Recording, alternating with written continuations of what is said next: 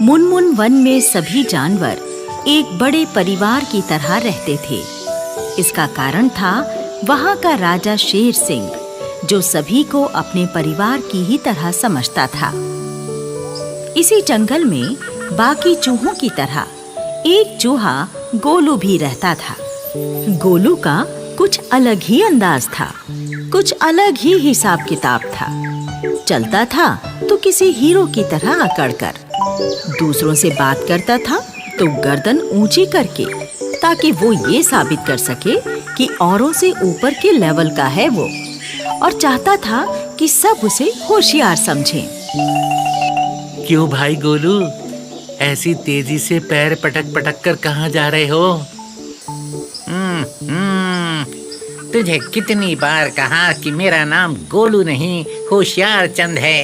अरे मुझे होशियार चंद कहकर बुलाया कर, मतलब होशियार चंद जी आप कहाँ जा रहे हैं ऐसे बुलाकर। क्यों भाई, तुम्हारा नाम तो तुम्हारे माँ बाप ने गोलू ही रखा है ना। पर नाम तो गुणों के अनुसार होना चाहिए ना। मैं होशियार हूँ तो मेरा नाम होशियार चंद ही होना चाहिए। तुम्हें ऐसा क्यों लगता है कि तुम ही होशियार हो और बाकी सारे बेवकूफ हैं? वजह तो पता नहीं, पर हाँ ऐसी फीलिंग हमेशा रहती है मुझे। अच्छा होशियार चंद जी, अपनी होशियारी का थोड़ा ख्याल रखना। जो खुद को ज्यादा होशियार समझते हैं ना, वही मार खाते हैं।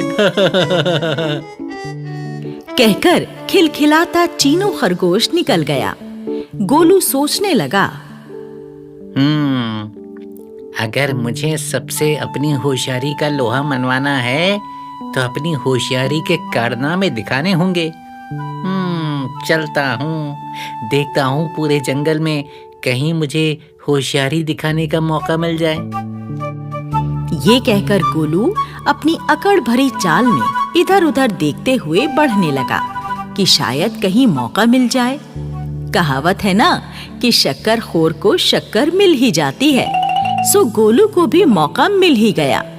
उसने देखा एक छप्पर पर कबूतर कबूतरी के अंडे एक घोंसले में पड़े हैं। ये क्या? ये कबूतर कबूतरी अपने अंडों को इस तरह धूप में ही छोड़ गए? अरे इनके अंदर तो इनके बच्चे होंगे। इन्हें धूप में कितनी परेशानी हो रही होगी। इन्हें छाया में रख देता हूँ और बाद में कबूतर कबूतरी से कहूँगा कि ये काम मैंने किया है। वो तो तारीफ करेंगे ही, सब तरफ वाहवाही होगी। होशियार चंद, होशियारी दिखाने का मौका मिल गया, चूको मत। गोलू जैसे ही आगे बढ़कर घोंसले को छूने लगा तो बूढ़े बैल सज्जन सिंह ने देख लिया। वो जोर से चीखा, ओ बेवकूफ, अरे ये तू क्या कर रहा है? ओह अरे चाचा, ये अंडे धूप में पड़े हैं ना, मैं इन्हें छाया में कर रहा हूँ। अरे तुझे इतना भी नहीं पता कि कोई और उनके अंडों को छू ले तो उन्हें पता चल जाता है। फिर वो उन अंडों को स्वीकार नहीं करते, खुद ही गिराकर तोड़ देते हैं। ये मैं क्या करने चला था? माफ करना चाचा, मुझे पता नहीं था। हाँ, तुम अपनी होशियारी दिखाने से बाज नहीं आओगे। तुम्हें कितनी बार समझाया है। अभी जाकर तुम्हारी माँ से तुम्हारी शिकायत करता हूँ। अरे नहीं नहीं चाचा, ऐसा मत करना, मैं ध्यान रखूंगा आगे से। कहकर गोलू आगे बढ़ चला। गलती की घबराहट से उसके पसीने छूट रहे थे।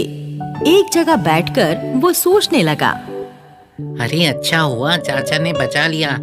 अगर वो समय पर ना आते तो? कोई बात नहीं, गलती तो बड़ों से हो ही जाती है। इसका मतलब ये तो नहीं कि मैं होशियार नहीं हूँ। कोई ना कोई मौका तो जरूर मिलेगा होशियारी दिखाने का।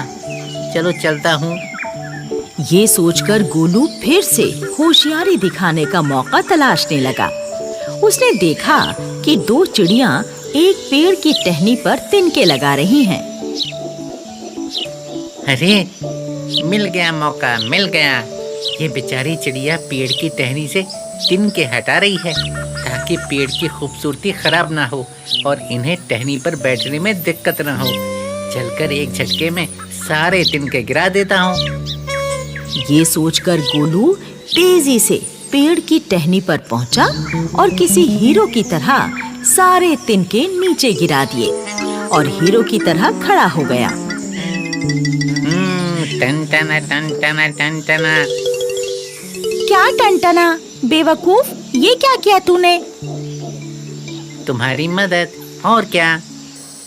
मदद की है या दुश्मनी? हम यहाँ घोंसला बनाने की कोशिश कर रहे थे और तूने एक झटके में सब गिरा दिया। अभी जाकर तेरी मम्मी से तेरी शिकायत करती हूँ। ये कहकर चिड़ा चिड़िया उड़ गए। गोलू के फिर से पसीने छूट गए। अरे ये क्या हो गया गोलू, फिर से गड़बड़ हो गई। भाग ले बेटा, भाग ले गोलू, भाग ले। गोलू तेजी से भागकर निकल गया। थोड़ी दूर पहुंचकर फिर से अपने स्टाइल में चलने लगा। कोई बात नहीं, कोई बात नहीं। अरे कभी कभी कोई दिन खराब निकल ही जाता है, पर कोई बात नहीं, अभी दिन खत्म थोड़ी हुआ है। होशियारी दिखाने का कोई ना कोई मौका तो मैं ढूंढ कर ही रहूंगा। हाँ। गोलू फिर से उसी अकड़ में आगे की ओर बढ़ चला। वो अपनी होशियारी दिखाने के लिए तड़प रहा था। तभी ऊपर बादल घिर आए और रिमझिम बारिश होने लगी। बारिश में भीगना गोलू को अच्छा लगता था। वो मस्त होकर गाने लगा। बारिश की बूंदें गिरी झम झमा झम, पैर फिसला गिर पड़े हम धम धड़ाधम। तभी उसकी नजर खरगोश के बिल पर पड़ी। हाँ, मिल गया मौका होशियारी दिखाने का। बारिश का पानी खरगोश के बिल में जा रहा है। बिल को बंद कर देता हूँ। अगर बिल में पानी भर गया तो बेचारे खरगोशों को दिक्कत होगी। ये सोचकर गोलू अपने पैरों से बिल के ऊपर मिट्टी फेंककर उसे बंद करने लगा। तभी बिल से खरगोश बाहर निकल आए। ओए बेवकूफ, ये क्या कर रहा है? हमारा बिल बंद कर देगा तो हमें हवा कहाँ से मिलेगी? इसे जरूर हमारे किसी दुश्मन ने भेजा है जो हमें मरवा डालना चाहता है। अरे मारो इसको। अरे अरे बाप रे बाप, बुरे फंसे। सभी खरगोश गोलू को मारने के लिए दौड़े। अरे अरे ये क्या? ये तो सब मुझे मारने आ रहे हैं। बचाओ बचाओ बचाओ। बड़ी मुश्किल से भागकर गोलू ने अपनी जान बचाई। अरे बाप रे बाप, बारिश भी तेज हो रही है और मेरे पीछे इतने सारे जंगल के प्राणी पड़े हैं। मैं घर कैसे जाऊंगा अब?